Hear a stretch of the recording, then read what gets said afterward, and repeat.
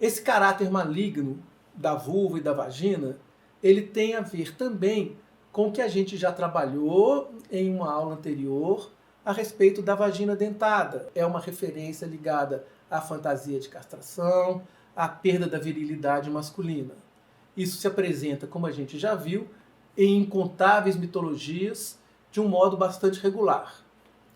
Diretamente associada à angústia de castração masculina, como a gente viu, inclusive, no texto do Freud, na aula anterior, frente à ausência do pênis na mulher, esse mito pode estar associado a um caráter perverso da mulher ou a uma maldição.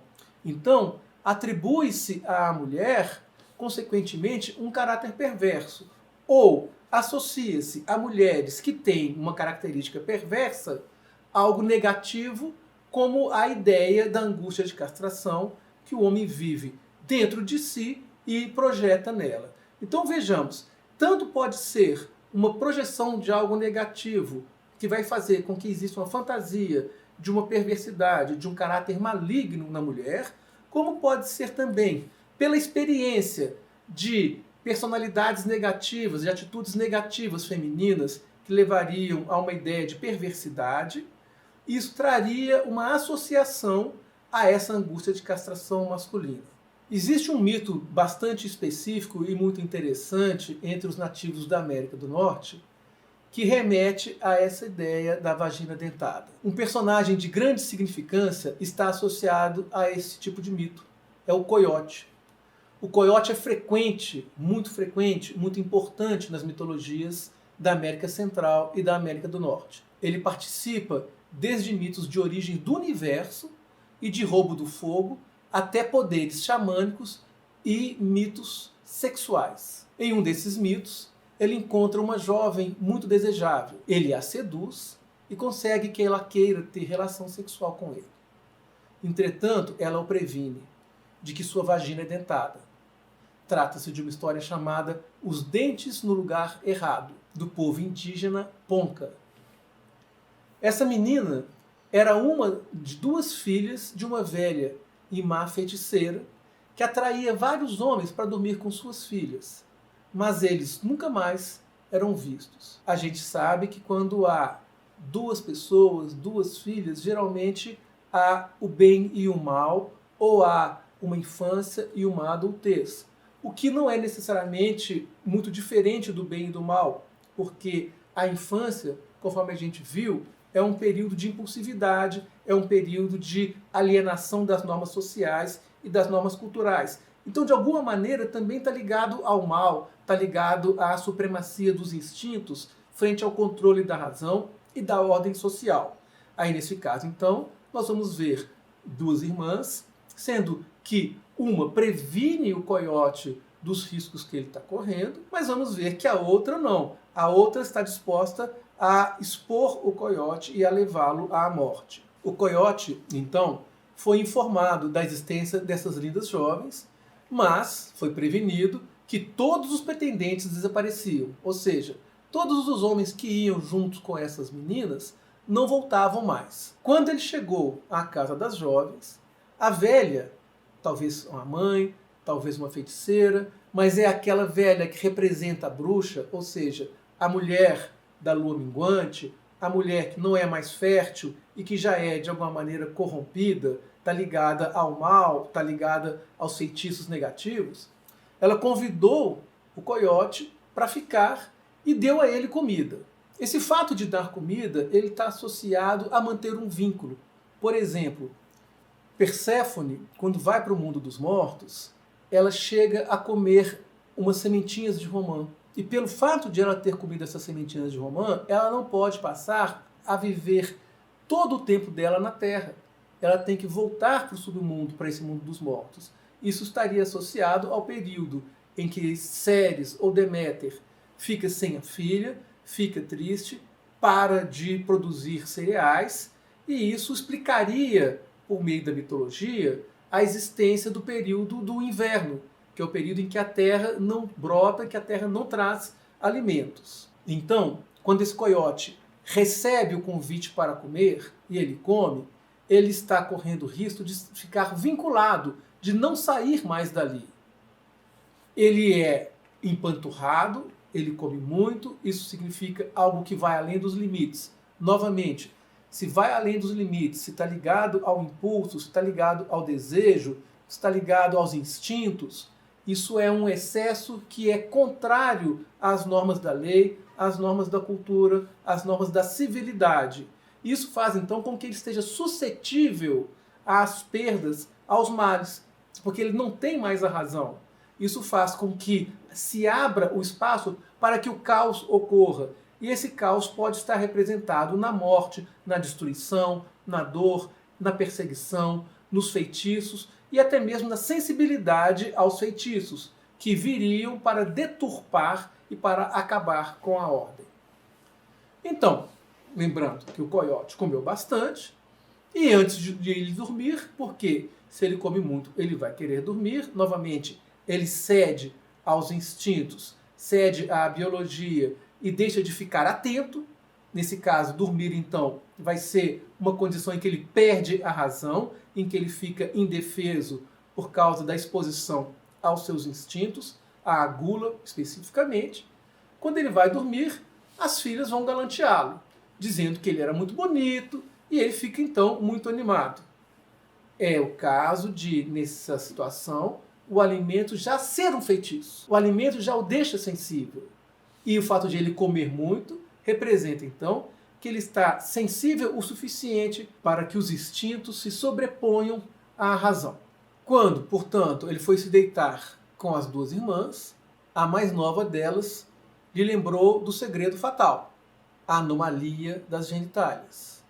Ele, então, precavido, ao ser convidado para o sexo pela outra irmã, chegou a ouvir os dentes rangendo em sua vagina.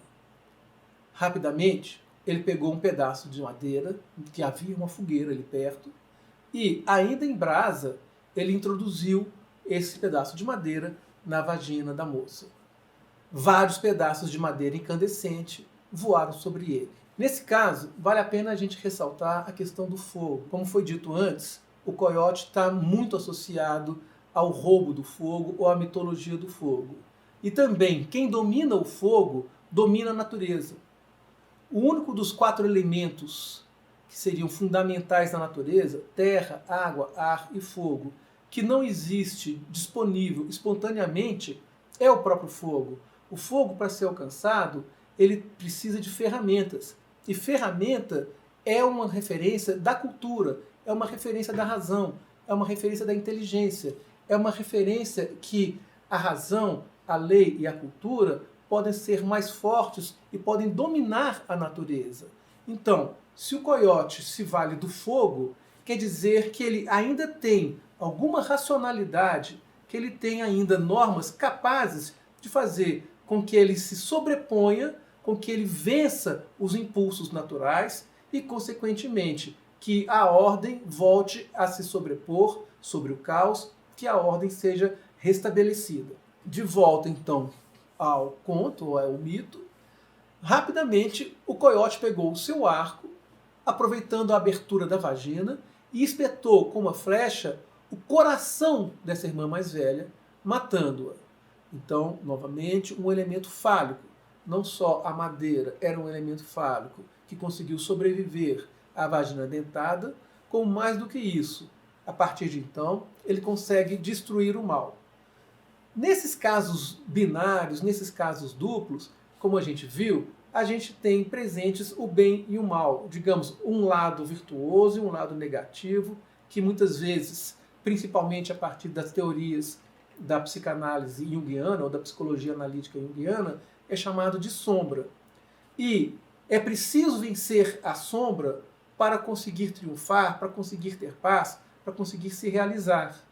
Esse mito vai mostrar que essa menina, ela era um desdobramento dessa velha, ela era a maldade dessa velha, e à medida que isso pode ser vencido, todo o mal vai ser vencido.